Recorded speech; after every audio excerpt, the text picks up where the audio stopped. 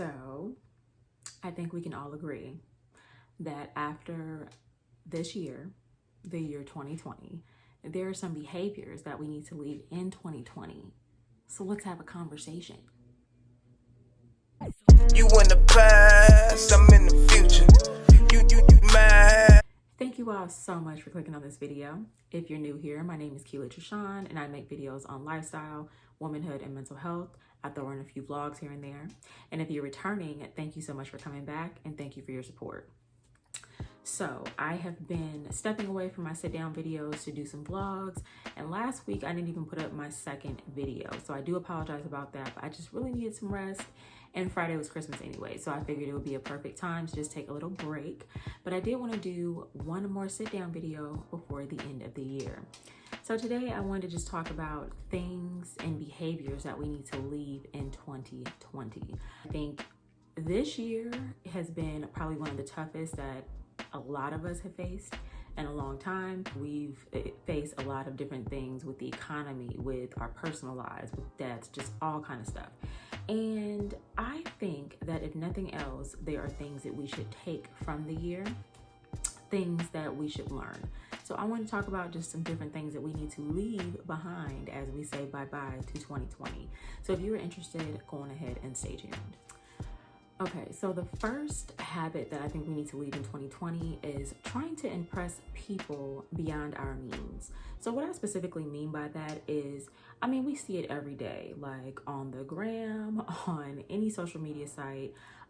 It could even be in person, but people trying to act like they live a certain lifestyle that they either can't afford or that they just haven't gotten to yet.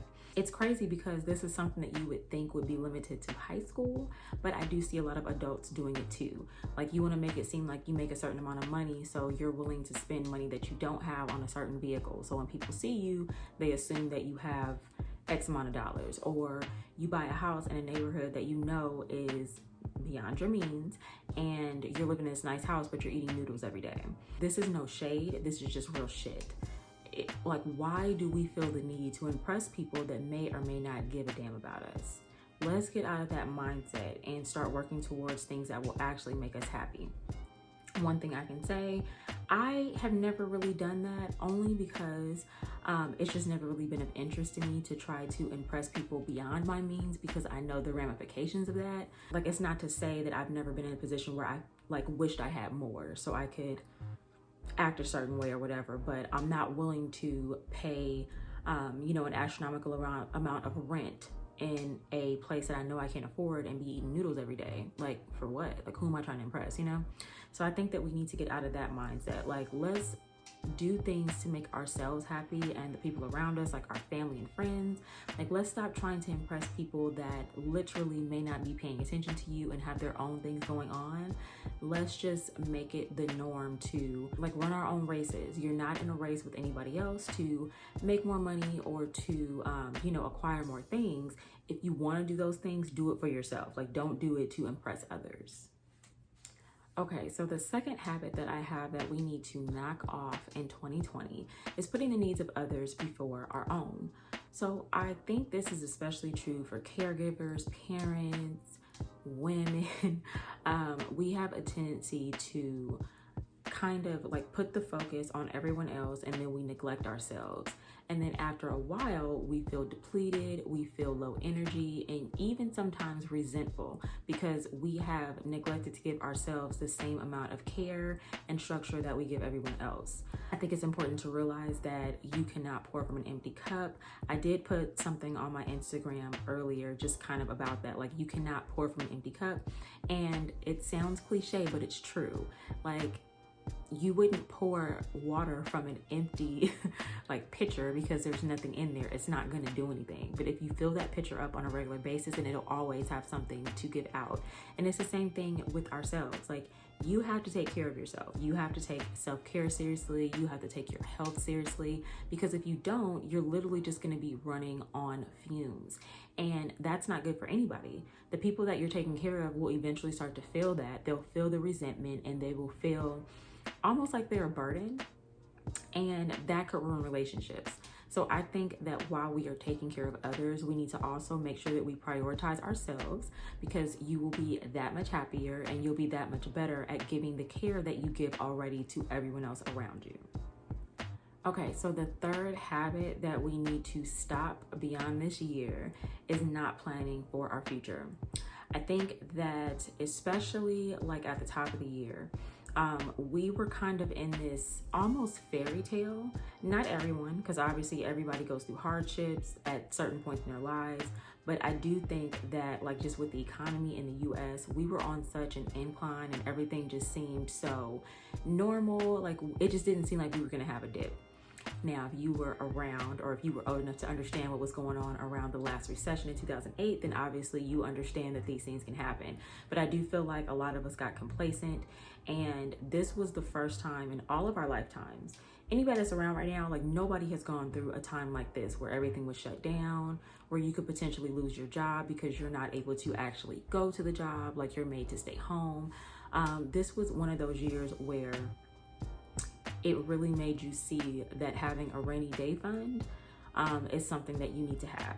So I'm not just talking about money, I'm talking about just everything. Like, you want to try to do all you can to make sure that if anything happens in the future, you are well equipped. Now, I don't really think, if I'm going to be honest, there was no way to really plan for this year. But I do think that it's important to, like, really take a look at your finances and make sure that you have enough money for at least 3 to 6 months if something like this were to happen again. If you were, just all of a sudden put out of your job. I think that this is a good time to start looking at not just your finances, but okay, do I need to switch careers? Do I need to think of something recession proof? Those kind of things. Do I need to start a side hustle? It's a perfect time to kind of start thinking of those things, especially if you were hit hard this year, because I think, like, you just want to be prepared for anything. And even though it's hard to prepare, I do think that it would be a little bit easier to weather the storm if you had some funds to get you through a time like this. So just make sure that you are looking at your portfolios, make sure that you're looking at just everything you have going on and just thinking, if the worst were to happen, am I set up properly? I hope that all made sense, but basically just make sure that you are planning for your future and planning for unforeseen circumstances. All right, so the fourth thing that we need to leave in 2020 is staying complacent and not allowing yourself to grow. So just a personal example, I think I've touched on this before, but I have been wanting to start a YouTube channel for like 5 years. Honestly, probably longer than that. I kind of started doing like a little blogging in like 2011, but I wasn't consistent with it. And I started to see people around me like doing it and really loving it. My best friend is a YouTuber. She does natural hair, and she was kind of like my inspiration for just biting the bullet and starting. But to be honest, I didn't really like go full force into it until 2020. Like, I didn't really start uploading videos on a consistent basis until May of this year. So I do think that everything happens for a reason. So I don't necessarily want to say I regret starting so late, although I do feel like I could have benefited from starting maybe last year or the year before. But I do have, I feel like I have more direction now, I guess, or like I kind of know more of what I want to talk about. But I do say all that to say that if I had never like took that leap, then I would have still been kind of thinking coulda, woulda, shoulda. So the biggest thing for me was once everything shut down, it was like, okay, I'm not having to go out into the public. Like, I am an essential worker, but I'm not an essential worker that has to go out into the public. So with me being home, like, what am I going to do with this time? And for me, it was like, okay, I need to just go on ahead and bite the bullet, learn how to edit, learn how to articulate what I want to say in a way that makes sense to the masses, and put out some videos. And honestly, I'm really, really happy that I did it. It did get me out of my comfort zone, and I actually like it. So I say all that to say that if there is anything that you are wanting to do, like, literally just go on ahead and do it. Things are going to be uncomfortable. Because it's the unknown, but you'll never know if you like it. You'll never know if you're good at it unless you do it. And there's no way for you to grow if you stay complacent. So if, like, really a rule of thumb is if it scares you, it's probably something that you should do.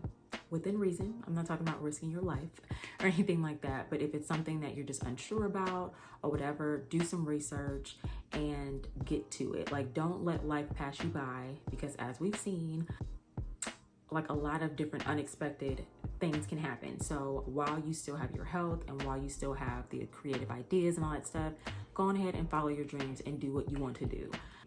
Really what keeps me going is worst case scenario. Like, if I do something and I don't like it, I just don't have to do it anymore, or I can like pivot and do something else. So just kind of keep that at the forefront. But if there's something that you want to do, just go ahead and do it.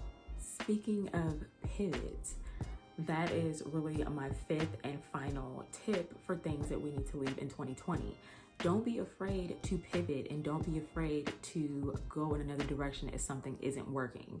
I think this year especially, like, it got people thinking about different positions. Like, don't ever be afraid to go into another career, like, no matter how old you are, if that's not your passion anymore, or if you found another passion, or if you found something that works better with your lifestyle. Another personal example, if you guys watch my videos, you know I work in insurance, and before I was working an insurance job where I was actually going out into the field. So I was going to people's houses, I was looking at damage and stuff like that, and I was able to do that because at the time I didn't have a child.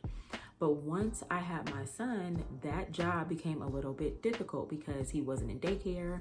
We weren't really keen on putting him in daycare, and so I needed to find something where I was able to stay home. So now I'm still working in insurance, and I don't actually have to go out into the field for now, at least, because of what's going on in the world. So I am able to stay home with him, and I don't have to put him in daycare, which is a breath of fresh air considering what's going on, and just kind of my own like beliefs and just kind of wanting to keep him close to me. So just don't be afraid to take a leap into something else if your life changes. Like, for me, it was having a child and just my availability changed, and so I needed something that would fit that. So I had to pivot in my career, and I'm not new to the workforce or anything like that. So it was, I don't want to say it was a major pivot, but it was kind of a major pivot, because I went from having a company car, having a company computer, phone, and all that stuff to not having that. But this situation works so much better for my lifestyle. So don't ever be afraid to, you know, make changes as you grow in life.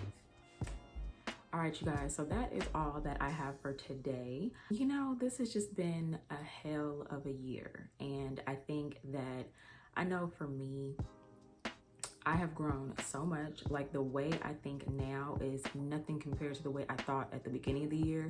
I feel like the person that I am now is the person that I was aspiring to be at the beginning of the year. This is not going to be the same for everyone. So if you're not where you want to be, that is not a problem.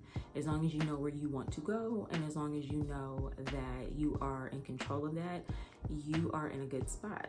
And for me, it was kind of circumstantial, the reason why I needed to kind of change my mindset. But for everybody else, that could be different. So let's just put this year behind us, and let's start the year off with some good habits so we can be in a position that we want to be at the end of 2021. So if you enjoyed this video, please go on ahead and give me a big fat thumbs up. It really helps with the YouTube algorithm. I am trying to grow. That's one of my goals for 2021. So you giving me thumbs up and even making comments on the video, letting me know what you liked, that helps, and it gets this information out to more people. If you have not already subscribed, please go on ahead and click the subscribe button below, and be sure to turn on your notification bell so you don't miss any of my future uploads. With that being said, you guys have an amazing day, and I'll see you next time. Need a bag, size is super.